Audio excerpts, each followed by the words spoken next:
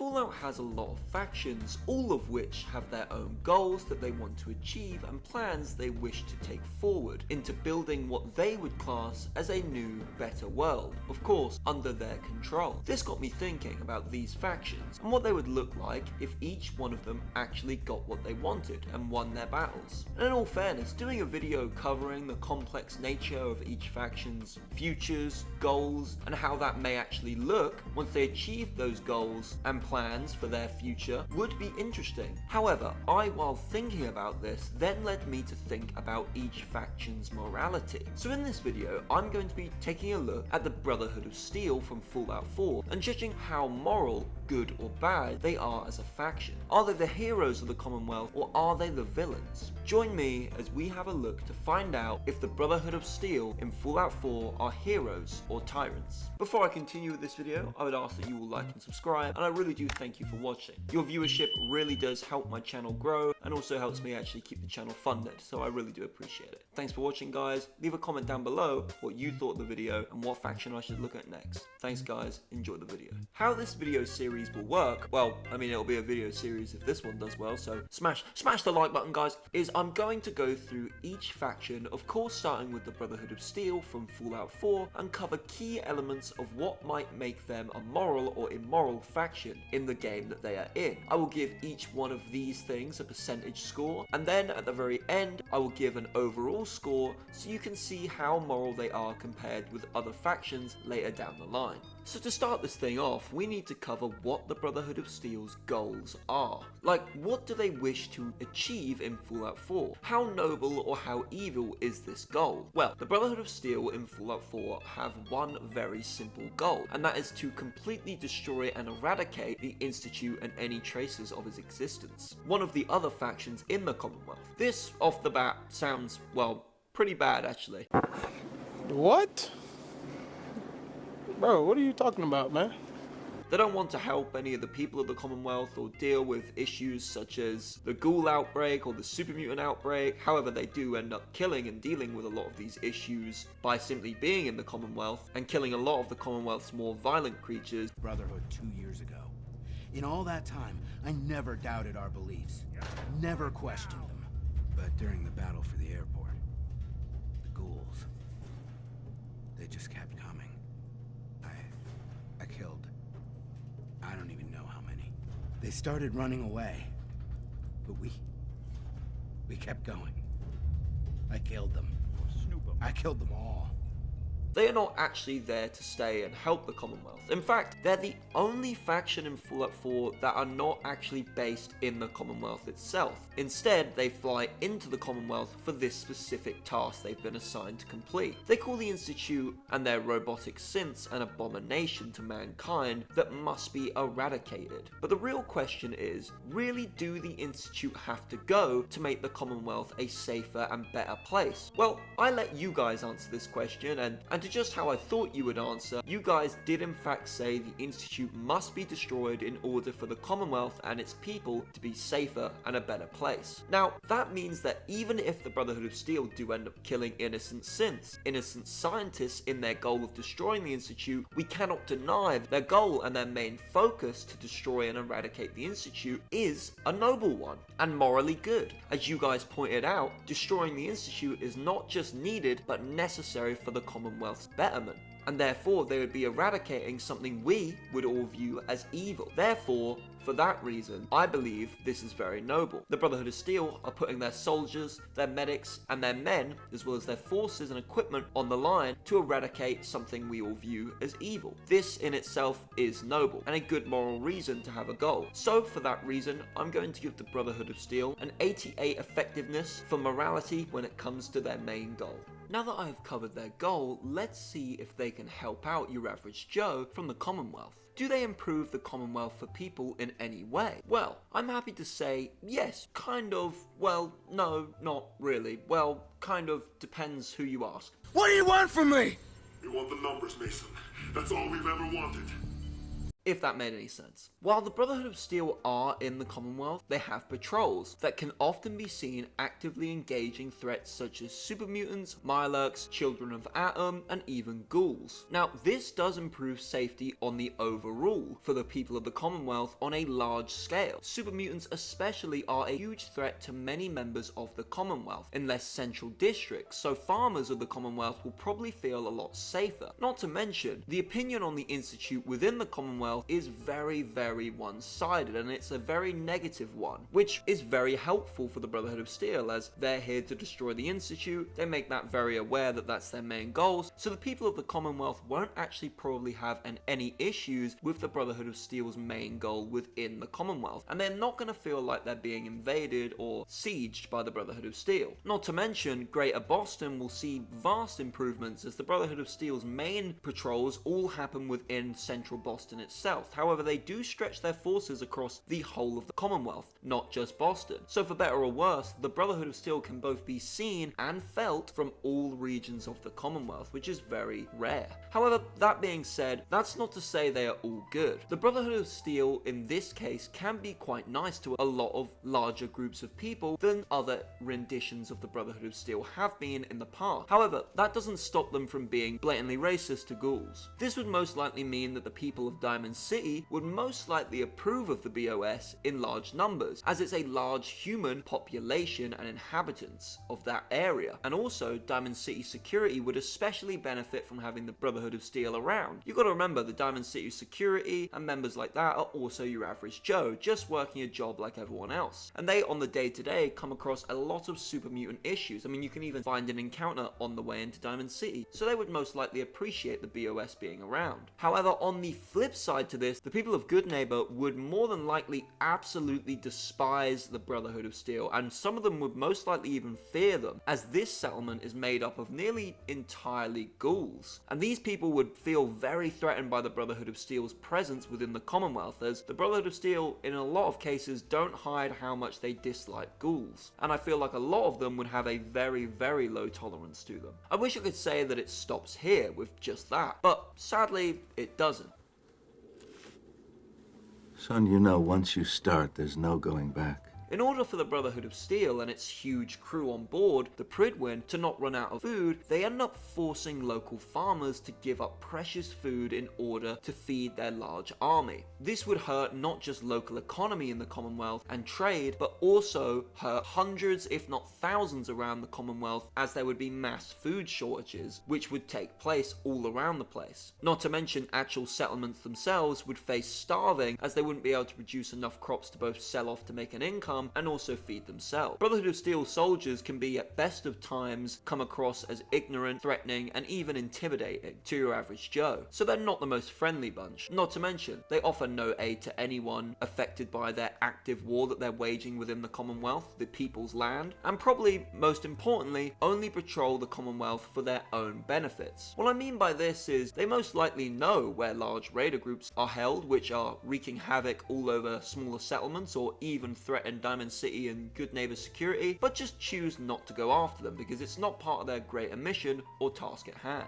and it doesn't benefit them. Not to further mention, they also endanger the average Joe, who happens to be a synth trying to live their life in peace, or a ghoul trying to live their life in peace, as the Brotherhood of Steel views synths as discussing abominations that must be destroyed and killed, and also are overall very, very racist to ghouls, so it wouldn't surprise me if they had the same sort of notion. Even though it's not that radical in this Fallout, it wouldn't surprise me if a couple Brotherhood of Steel knights didn't end up killing whatever ghoul they saw and blaming it on being a feral. Overall, at first glance, the BOS to the average Joe might look like a really good and positive thing. A guy in large shiny power armor in your city, kind of on your side, and wants to destroy one of the main things you fear when you go to sleep at night sounds really good. But the more digging you do into the facts and the more you realize how little of a shit they actually give about you and more care about collecting shiny technology and killing whatever stands between them and their mission. So I'm going to give the Brotherhood of Steel a 25% effectiveness for what they can do for the average Joe of the Commonwealth and Greater Boston. Now I will take a look at how the Brotherhood of Steel conduct their movement. Now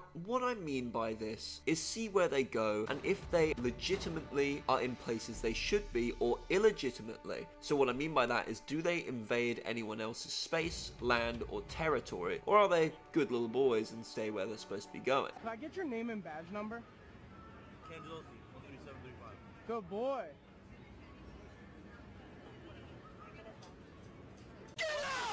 In international land, basically. Well, to start off the bat, like I said before, the Brotherhood of Steel are the only faction that are not from the Commonwealth itself. They're not originally based in the Commonwealth. They actually fly in using, well, basically a warship. Now, this can be debated to whether this, as in of itself, is morally an okay thing to do. As at the time the Brotherhood of Steel arrive, there is no other faction in control of Boston or the Greater Commonwealth territories, and they haven't entered anyone's airspace or any restricted area. So I guess, therefore, it's kind of fair. I mean, that being said, their reasons for entering the Commonwealth in the first place can be questionable.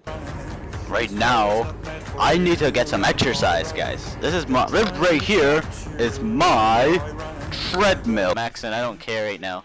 I don't care. And plus, they do enter the Commonwealth itself in a giant fucking warship that's got so many Brotherhood of Steel soldiers on it to make your average Joe shit himself.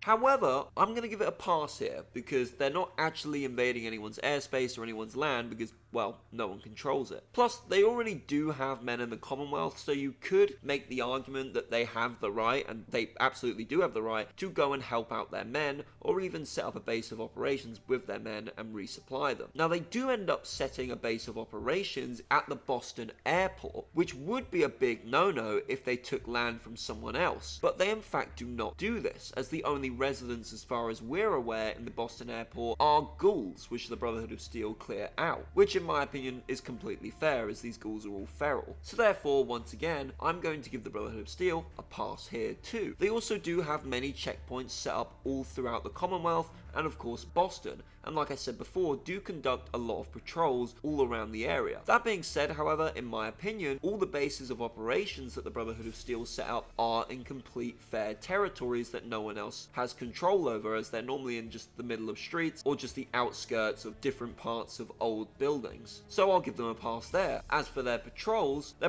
seem to normally always be in international ground. They're never stepping on any other faction's toes really, unless they're engaging in an active fight. The patrols are normally all throughout the Boston main city, which once again no other faction has full control over, or they patrol the outer Commonwealth, which once again definitely no one has control over. Anytime they step into another faction's land or territory is because they're actively engaging with them in a firefight, so I'll give them a pass there. They do also conduct some patrols and set up a tiny outpost in one of their missions near the glowing sea or in the glowing sea. However, once again, no one controls this area, so it's fair game there too. However, that all being said, they do enter Diamond City controlled area and Diamond City territory, which is unknown to whether they were given permission to do so or not. However, I can't really see anyone stopping them from entering Diamond City because they're kind of, you know, terrifying. The people of Diamond City also kind of align their views with the Brotherhood of Steel in wanting to destroy the Institute too, so I can't imagine there'd be any protest to them being in their land or being in their city.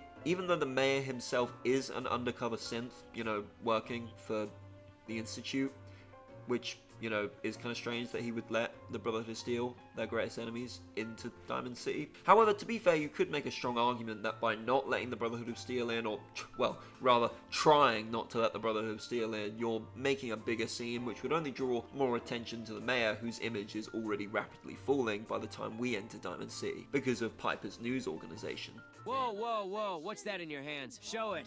It's a toaster for toast. That sounds like a deadly device. Hand it over, civilian. Do you even know what toast coast is? I won't repeat myself. Surrender it now! Fine. When it comes to their airships in the sky, I'm going to give them a pass here too, because once again, no one faction controls the air, and also the Brotherhood of Steel are the only faction with actual air capability and capacity, so they're going to get a pass. So overall, I'm going to give the Brotherhood of Steel an 85% effectiveness for when it comes to their movement during their war campaign in the Commonwealth. The Brotherhood of Steel have come to the Commonwealth for one main reason, and that is to destroy the Institute. This means going to war. So let's take a look at what the Brotherhood of Steel's rules of engagement looks like in their wars. To start off with, when it comes to rules of engagement, Brotherhood of Steel don't really have any. Stop. Take lives. What do you mean by that? If they identify something that they view as an enemy to the Brotherhood, then they will more than happily open fire at first sight. They also don't care if you're male or female. Now this wouldn't be a bad thing if the enemies they were fighting knew that they were in fact enemies of the Brotherhood. Under our real world's international law, which is what I'm going to uphold the Brotherhood of Steel standards to for this video, for their war crimes, your enemy has to know, well, that they're your enemy before you blow them off the face of the planet. The Brotherhood of Steel makes no effort to tell any of their enemies that they are in fact enemies of the Brotherhood of Steel, and just kind of hopes that they get the idea that they're their enemies. And it doesn't get better from here. The Brotherhood of Steel refuses to take any prisoners, which basically means if you surrender, expect to still be shot and killed. Speaking of helplessness, it's shown to us that they are completely fine with killing both unarmed and armed civilians and scientists in the Institute, who they shoot on sight the minute they see them, which I don't need to state is obviously a war crime.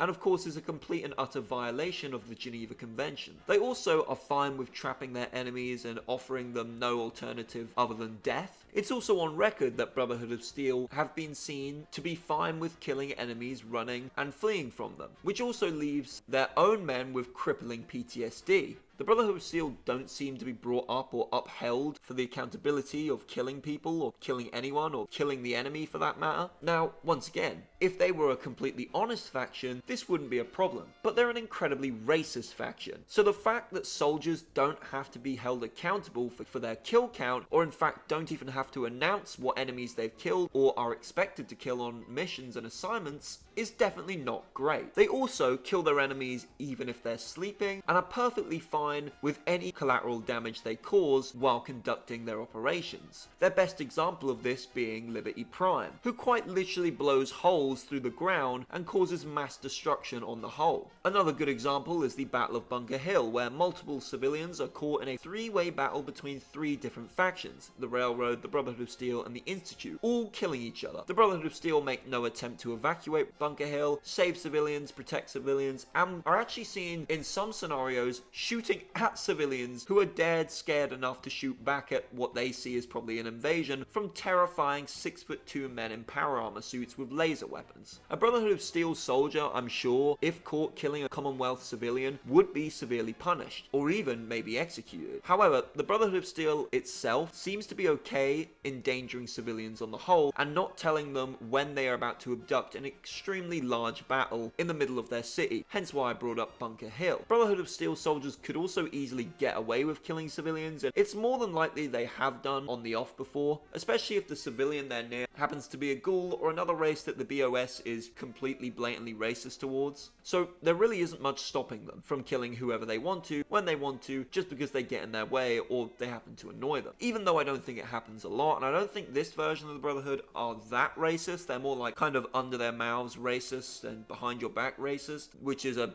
massive improvement to other versions of the Brotherhood of Steel. They still probably do have their fumbles in which they kill unarmed civilians. So overall, I'm going to have to give the Brotherhood of Steel a 15% effectiveness rating for when it comes to how they conduct their war. Now we need to go into the Brotherhood of Steel themselves, as we look to see how they treat their own men, and what the standard of life looks like on board the Prydwen and in their main base in Boston. Brotherhood of Steel soldiers are fed well, as the Brotherhood continues to leech off of the Commonwealth's farmers, meaning they won't run out of food. They also have a backup farm set up at the top of the Prydwen, which is very, very interesting indeed. Mind you, I can't imagine that the food they would be getting would be incredible, as it comes from Commonwealth farmers who wouldn't be farming much than the bare essentials, and I doubt the food they're growing themselves would be much better, but at least it's food that's not going to run out. They also have access to clean water on board the ship, which is a liberty not many have in the Commonwealth. Brotherhood of Steel soldiers can expect their guns and power armor to not only be maintained well on board the ship due to the mechanics on board, but also Proctor Tegan, who sells guns and keeps guns for the BOS soldiers to access. Brotherhood of Steel soldiers have access to beds, electricity, and warmth inside the Prydwen and outside on the Boston airport base. It would appear that they continue to train both on board the airship and also off the airship in Boston airport, even without any proper gym equipment or a gym itself. The Prydwen is, however, equipped with its own medical team, Proctor Bay, and also a science team, which is very rare for the Brotherhood of Steel. The medical bay is one of particular importance. Brotherhood of Steel soldiers can expect all necessities of medicine to be kept within the medical bay. So if Brotherhood of Steel soldiers have any medical issues, whether they've been shot, sprained an ankle, or have caught a disease, the doctors are well equipped to deal with their issues. Third question, and please answer honestly. Have you ever had sexual relations with any species considered non-human?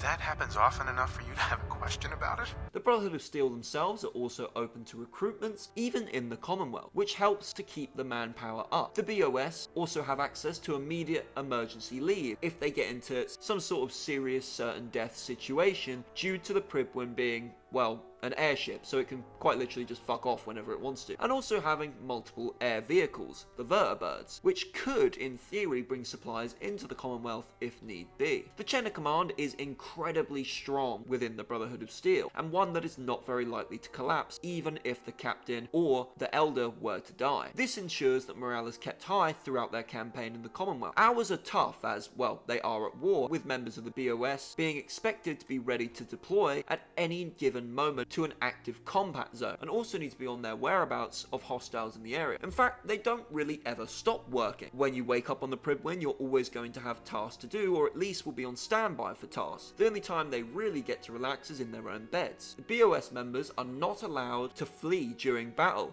and can face the death penalty. This is quite serious. No shit, Sherlock.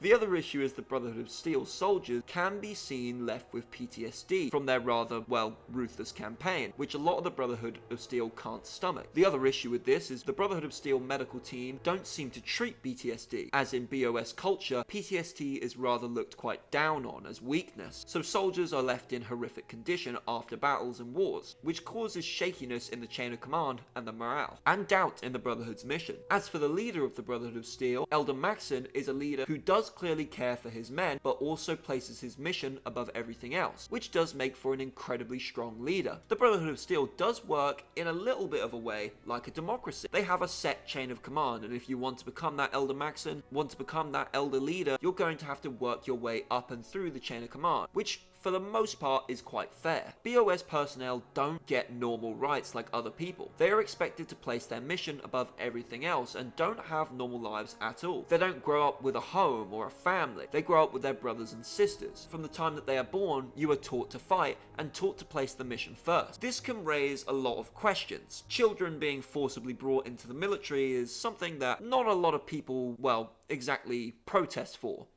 In fact, it's something people protest against. However, I digress. For the most part, the BOS has a really good standard of living, considering the fact that they're not like the Minutemen or the NCR, where they have citizens. You're expected to fight. So, considered that they are a war campaign faction and a faction basically produced just for war, they are an incredibly effective and incredibly well looked after unit and faction. So I'm going to give them a 78% effectiveness for looking after their own men, and also the facilities that the Brotherhood of Steel hold within the Commonwealth. Now, so far we've looked into everything around the Brotherhood of Steel's main quest in the Commonwealth. However, we have not actually looked at what the main quest is itself and what it involves, which in my opinion is the most important thing that we will look at and I will cover in this video. To start off with, we already came to the conclusion earlier on in the video that the Brotherhood of Steel's main goal of destroying the Institute is one of good moral intentions, so that's okay. But now we need to dive deep into that goal and talk about how moral the actions they take during the process really are. To start off with, the Brotherhood of Steel, on their way to killing and therefore destroying the Institute, destroyed two other factions in the process and engage with one other. Let's go over each of these factions they destroy and or engage and see if it was the moral thing to do or not. This will not include factions like the Ghouls or Mirelurks, as they don't have a leader, and to me, they're more considered beasts than actual sentient beings like other factions are. Let's begin.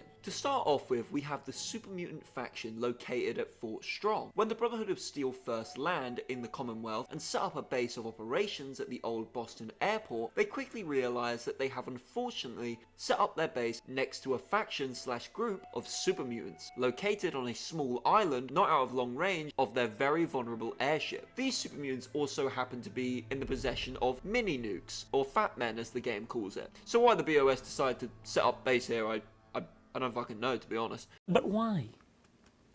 Why would you do that? Why would you do any of that? Which of course places the Brotherhood of Steel and their entire forces on the airship at huge risk, entirely to their own fault by the way. So the Brotherhood of Steel send 2 knights and a vertibird to take out the super mutants. They do this without contacting the super mutants first to try and diplomatically sort the situation out, or even warning them that they are considering them a hostile threat. They also have had no evidence to suggest a super mutant attack would be imminent. However, that all being said, one could make the very, very fair suggestion that 90% of super mutants in general are extremely hostile to, well, literally everyone around them, and a huge threat if they have fucking mini nukes to a very vulnerable airship. They don't care for talking out situations, and trying to talk with them will normally end with your head on a spike, or, well, being entirely eaten, and they don't bargain for anything. Therefore, the Brotherhood of Steel had, in my opinion, a fair right to waste no time and take down the super mutant threat, to which I would say, yeah, that's very fair, so I'll give them a pass here, easily.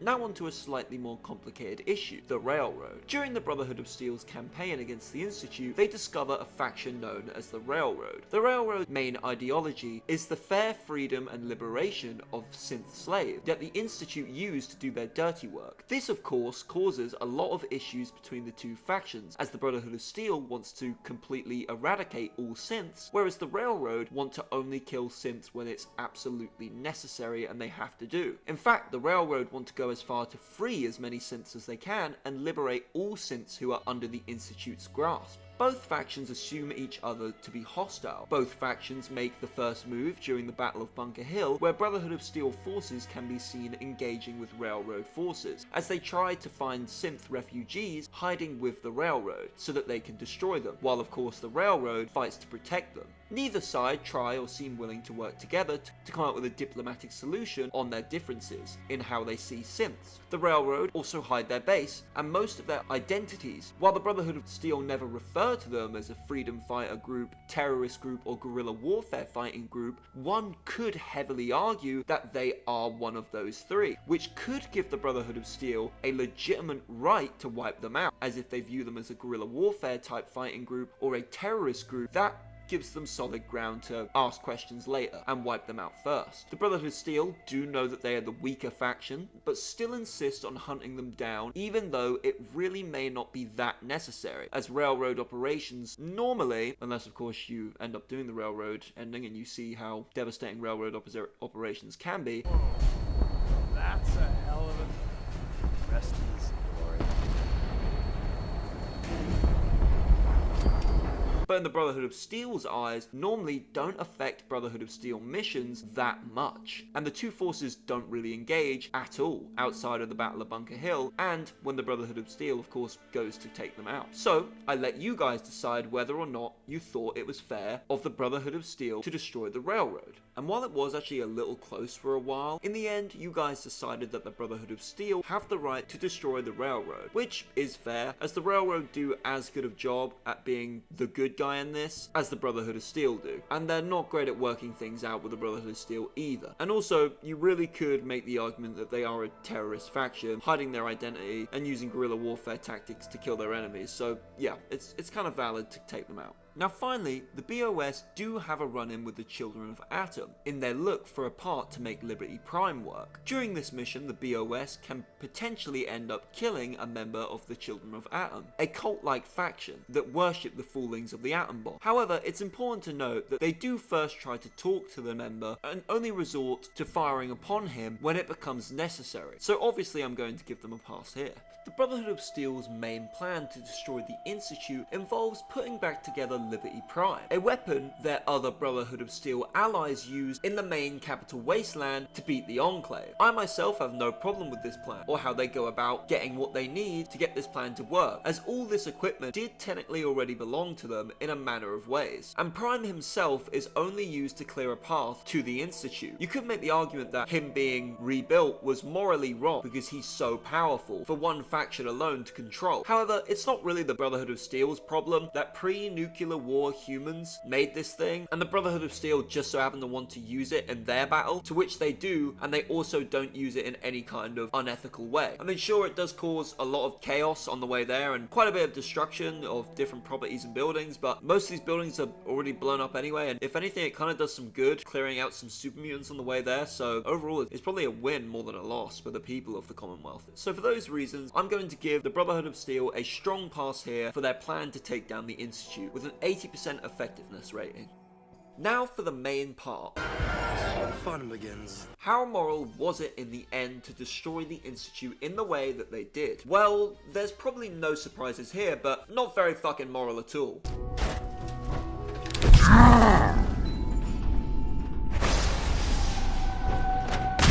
Start off with, the Brotherhood of Steel, once they get into the Institute, start executing scientists. They take 0 prisoners and refuse to initiate any evacuation alarms for the civilian scientists within the Institute, basically leaving them all to die in a hole that they've now created that they can't get out of. They murder left, right and center, killing some of the brightest minds the post-apocalyptic world has to offer. This was always coming, but they also completely wipe out an entire race of beings who were enslaved from the very start and never really had any choice in life to be good or bad. That race being, of course, the synths. And in the end, all they really wanted was to live their lives. The Brotherhood of Steel, of course, have 0 sympathy for these synths, and kill and hunt down every single one of them in the Institute, and ending it off, of course, by blowing up the Institute, exterminating them, arguably committing genocide, to be honest. They then go on to later hunt down synths both inside and outside the Institute, going as far to kill their own comrades if they're revealed to be synths, who were loyal for 10, 20, 30, maybe even 50 to 60 years in the Brotherhood, but just like that, are now gone for being synths. And of course, while there are bad apples within the synths, most of them just try their best to be free and live a normal, good life. In fact, going as far to wiping their own memory just so they can have a normal life and actually live. But the Brotherhood of Steel, of course, don't care and kill as many people as they can. They kill innocent scientists. They blow up humanity's best chance of survival under the ground. They kill one of the smartest inventions humanity's ever made and basically genocide an entire race of intelligent life forms. They also don't take any technology with them that I can see from the Institute, which kind of defeats the entire purpose of what the Brotherhood of Steel are supposed to be doing, taking and using technology. But in this case, they view the technology to be so dangerous, even though they happily rebuilt Liberty Prime, being the hypocrites that they are, they blow up the entirety of the Institute. So the Brotherhood of Steel are going to get a 10% effectiveness for achieving their goal. While the idea is right in destroying the Institute, the execution was nothing but a complete tragedy. But what does a Brotherhood of Steel future look like? Does it look prosperous for the people of the Commonwealth, or does it look worse? Well, neither, to be honest. A future where the Brotherhood of Steel wins is a future where there is no Institute, so people of the Commonwealth don't have to live in constant fear of being taken in the night. A future where the railroad have been completely wiped out, and with them, so are the synth race, with any remaining synths being hunted down till extinction. A future where super mutants are made less powerful, but a future where raiders are left unchecked to do whatever they want. A world left with ghouls in fear of their lives, and people left unprotected. The Minutemen would be allowed to build up their forces and help the people of the Commonwealth. However, at some point, they would surely have arguments with the Brotherhood of Steel's use of subjecting the people of the Commonwealth forcefully to give up their hard-earned food to the Brotherhood of Steel forces. From here, many things could happen. War between the Brotherhood of Steel and Minutemen. The Brotherhood of Steel could leave in peace once all the synths are dealt with, or some kind of agreement could be made between the two factions, ensuring the people of the Commonwealth don't have their food stolen. But that's up to you to decide in your own minds. Overall, things don't get better for the people of the Commonwealth, but they don't get any worse either. Overall, the Brotherhood of Steel's future is 50% moral for the people of the Commonwealth, and a 50% moral future in general. Now, without further ado, these are the final statistics for the morality spectrum for the Brotherhood of Steel.